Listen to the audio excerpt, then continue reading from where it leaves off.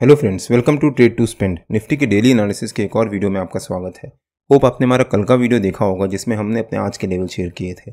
हमने जैसा मेंशन किया था निफ्टी ने ऑलमोस्ट वैसा ही मूवमेंट दिया। हमने क्लियरली मेंशन किया था कि अगर निफ्टी एक गैप अप ओपनिंग देता है तो वहाँ पर जंप करके कॉल या पुट कुछ बाय मत कर लीजिएगा, थोड़ी देर वेट करिएगा निफ्टी को एक रेंज बनाने का। और जब निफ्टी एक रेंज बनाएगा, उस रेंज का ब्रेकआउट या ब्रेकडाउन देगा, तब हम उस डायरेक्शन में बाइंग या सेलिंग करेंगे। निफ्टी ने आज हमारे नो ट्रेडिंग जोन के ऊपर के लेवल के पास ही एक गैप अप ओपनिंग दी और उसके बाद पहली 15 मिनट कैंडल में बहुत अच्छी रिकवरी दिखाई। जब निफ्टी ने यहाँ पर रिकवरी दिखाई तब हमने यहाँ पर वेट किया, बिकॉज मैंने अपने कल के डेली एनालिसिस के वीडियो में मेंशन किया था कि मैं एक रेंज का वेट करूँगा। जब वो एक रेंज बनाएगा और उस रेंज का ब्रेकआउट देगा, उसका कन्फर्मेशन देगा, तब हम उस डायरेक्शन में बाइंग या सेलिंग करेंगे। निफ्टी ने उसके बाद यहाँ पर एक बहुत अच्छी रिकवरी दिखाई। फिर फाइनली निफ्टी ने यहाँ पर एक रेंज बनाना शुरू कर दिया। जब निफ्टी एक रेंज बना रहा था और फाइनली यहाँ पर 11:30 बजे के आसपास जब निफ्टी ने उस रेंज का ब्रेकआउट दिया और कंफर्मेशन दिया, तब मैंने अपने प्रीमियम मेंबर्स को शेयर किया था कि मैं कॉल बाय कर रहा हूँ। लेकिन वहाँ पर हमारी बाइंग ट्रिगर नहीं हुई और फिर निफ्टी ने एक रेंज बनाना शुरू कर दिया और दिन भर एक छोटी सी रेंज के बीच में फाइनली उसी रेंज के ऊपर के लेवल के पास जाकर क्लोजिंग दी है। प्लस जैसा हमने अपने कल के डेली एनालिसिस के वीडियो में मेंशन किया था कि अगर निफ्टी हमारे रेजिस्टेंस को ब्रेक करके उसके ऊपर सस्टेन करता है आधा घंटा, तब निफ्टी में एक बहुत अच्छी रिकवरी आ सकती है और हो सकता है निफ्टी 25,170 के आसपास तक कहीं जंप दिखाए। और निफ्टी ने एक्जैक्टली 25,160 से पास एक रहकर रेजिस्टेंस लिया, एक फॉल दिखाया और फिर एक रेंज बनाने के बाद वहीं उसी रेंज के आसपास जाकर क्लोजिंग दी है, जो कि निफ्टी के लिए पॉजिटिव होता है। 25,170 क्यों, उसके बारे में मैंने अपने कल के डेली एनालिसिस के वीडियो में डिटेल में एक्सप्लेन भी किया है। अगर आपने हमारा कल का डेली एनालिसिस का वो वीडियो नहीं देखा है तो उसका लिंक मैंने डिस्क्रिप्शन में डाल दिया है और आपको ऊपर यहाँ पर आई बटन में मिल जाएगा। मुझे उम्मीद थी कि निफ्टी में आज एक बहुत अच्छी रैली आ सकती है और वहाँ पर हमारे को अच्छी अपॉर्चुनिटी मिल सकती है बाइंग करने की, बट निफ्टी ने आज एक रिकवरी तो दिखाई। उसके बाद निफ्टी फिर सेकंड हाफ में एक साइडवेज मोड में एक छोटी सी रेंज के बीच में ट्रेड करता रहा, बट बैंक निफ्टी ने आज एक बहुत अच्छी रिकवरी दिखाई और हमारे को अपॉर्चुनिटी भी दी बाइंग करने की। अगर हम बैंक निफ्टी का चार्ट देखें एक बार, बैंक निफ्टी ने भी आज अपने 50 EMA के लेवल के पास एक गैप अप ओपनिंग दी और उसके बाद पहली 15 मिनट कैंडल में बहुत अच्छी रिकवरी दिखाई, हमारे नो ट्रेडिंग जोन के ऊपर के लेवल को ब्रेकआउट भी दिया। उसकी अगली कैंडल में बैंक निफ्टी ने हमारे ब्रेकआउट कैंडल के ऊपर सस्टेन किया और एक बहुत अच्छी रिकवरी दिखाने के बाद क्लोजिंग दी। तो जब बैंक निफ्टी ने इस कैंडल को क्लोजर दिया था 9:45 पे, तब मैंने अपने प्रीमियम मेंबर्स को शेयर किया था कि मैं 51,500 का वीकली कॉल बाय कर रहा हूँ 250 रुपये पे। लेकिन जब तक मैं वहाँ पर मैसेज करता या फिर टाइप करके सेंड करता, तब तक वहाँ पर बैंक निफ्टी ने बहुत अच्छी रिकवरी दिखा चुका था और उसके बाद वो 250 रुपये से करीब 400 रुपये तक गया और वहाँ पर हमारे को बहुत अच्छा प्रॉफिट हुआ।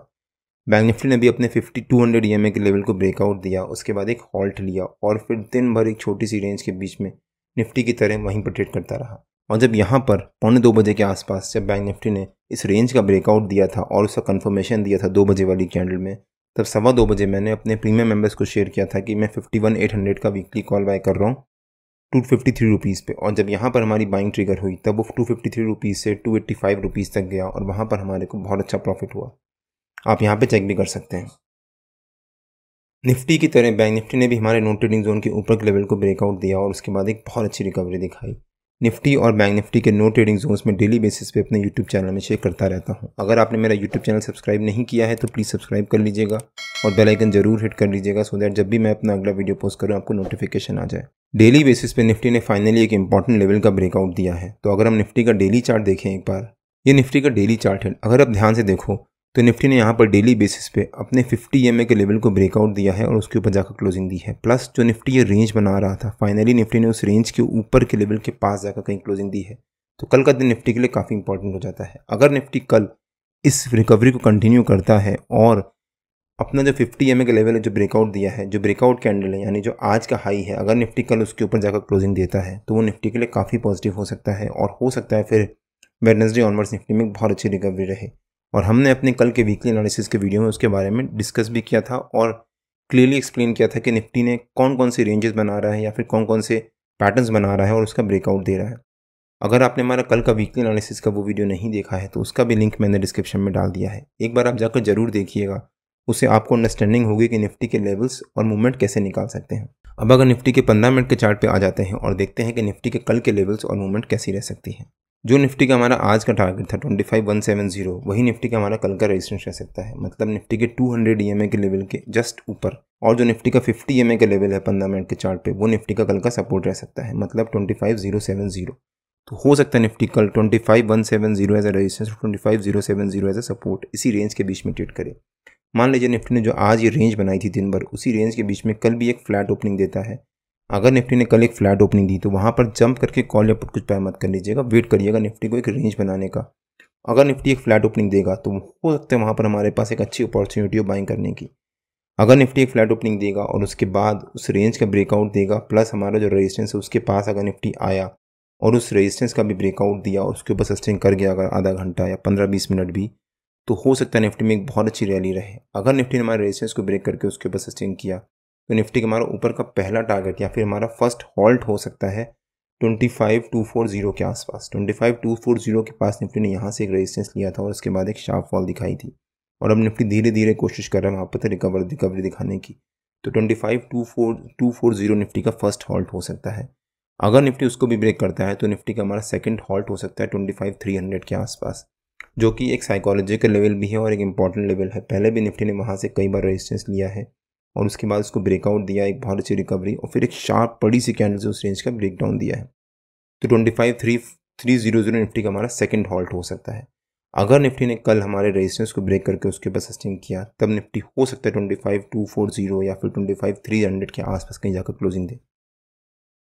लेकिन अगर निफ्टी ने हमारे सपोर्ट को ब्रेक किया तो हो सकता है निफ्टी यहाँ पर आए, फिर से एक रेंज बनाए। 25,070 निफ्टी का एक इंपॉर्टेंट लेवल भी है। यहाँ पर भी निफ्टी ने आज एक रेंज बनाई थी, उसके बाद एक सपोर्ट लिया, फिर रिटेस्ट करने आया, फिर वापस एक रिकवरी दिखाई या फिर उसी के पास एक रेंज बनाई। यहाँ पर भी निफ्टी ने 25,070 के आसपास ब्रेकआउट दिया, वहाँ पर सस्टेन नहीं कर पाया, फिर एक फॉल, फिर यहाँ पर एक रेजिस्टेंस लिया और फिर एक शार्प फॉल दिखाया। तो 25,070 निफ्टी का एक इंपॉर्टेंट लेवल होता है, प्लस वो निफ्टी का 50 EMA का लेवल भी है। तो हो सकता है निफ्टी एक फ्लैट ओपनिंग दे, एक रेंज बनाए और फिर यहाँ तक आए, फिर एक रेंज बनाए और वापस एक रिकवरी ले। अगर निफ्टी ने ये यू टर्न लिया और उसके बाद पहली 15 मिनट कैंडल के हाई को ब्रेकआउट दिया तब निफ्टी में एक शार्प रैली आ सकती है। और लेकिन अगर निफ्टी ने मान लीजिए कल एक गैप डाउन ओपनिंग दी, अगर निफ्टी एक गैप डाउन ओपनिंग देता है तो हम वहाँ पर वेट करेंगे, जंप करके पुट बाय नहीं करेंगे। बिकॉज अगर निफ्टी गैप डाउन ओपनिंग देगा या तो निफ्टी हमारे 50 EMA के लेवल के पास या उसके नीचे एक गैप डाउन ओपनिंग देगा।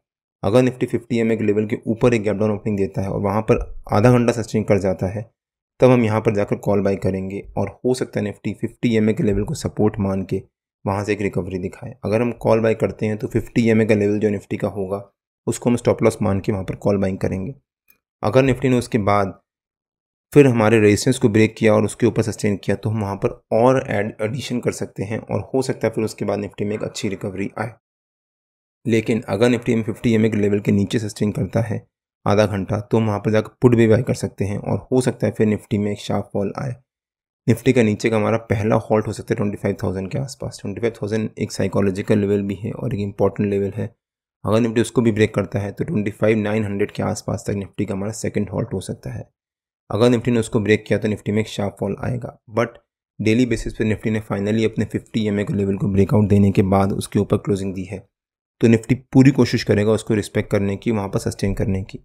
अगर निफ्टी ने कल वहाँ पर सस्टेन कर गया तो वेडनेसडे ऑनवर्ड्स निफ्टी में एक बहुत अच्छी शार्प शॉर्ट कवरिंग आ सकती है। अगर निफ्टी कल एक पॉजिटिव क्लोजिंग देता है या फिर आज के हाई के आसपास या उसके ऊपर क्लोजिंग देता है तो गलती से भी ओवरनाइट कॉल शॉर्ट करके मत जाइएगा। उसके बाद हो सकता है निफ्टी में एक बहुत अच्छी रैली रहे। लेकिन अगर निफ्टी ने हमारे रेजिस्टेंस के पास या उसके ऊपर एक गैप अप ओपनिंग दी तब भी यहाँ पर जंप करके कॉल बाय या पुट सेल मत कर दीजिएगा, वेट करिएगा। तो वहाँ पर निफ्टी 25,250 या फिर 25,200 के आसपास कहीं ट्रेड कर रहा होगा। अगर निफ्टी 25,200 के आसपास ट्रेड करेगा तो हो सकता है निफ्टी वहाँ से एक छोटा सा रेजिस्टेंस ले, हमारा जो रेजिस्टेंस है उसके पास तक आए, फिर वहाँ से एक रिवर्सल ले। अगर निफ्टी फिर रिवर्सल लेता है तो हम वहाँ पर जाकर कॉल बाय कर सकते हैं। मान लीजिए निफ्टी ने कल अगर एक गैप अप ओपनिंग दी, अगर निफ्टी एक गैप अप ओपनिंग देता है, वहाँ से एक फॉल दिखाता है हमारे सपोर्ट के पास आकर, क्योंकि जो रेजिस्टेंस है वो सपोर्ट का काम करने लग जाएगा, तो हम यहाँ पर जाकर कॉल बाय करेंगे with this 200 EMA level as a stop loss. अगर निफ्टी फिर वहाँ से अगर निफ्टी रिकवरी लेता है और फिर पहली 15 मिनट कैंडल के हाई को ब्रेक करता है तो हम यहाँ पर थोड़ा सा और एडिशन करेंगे।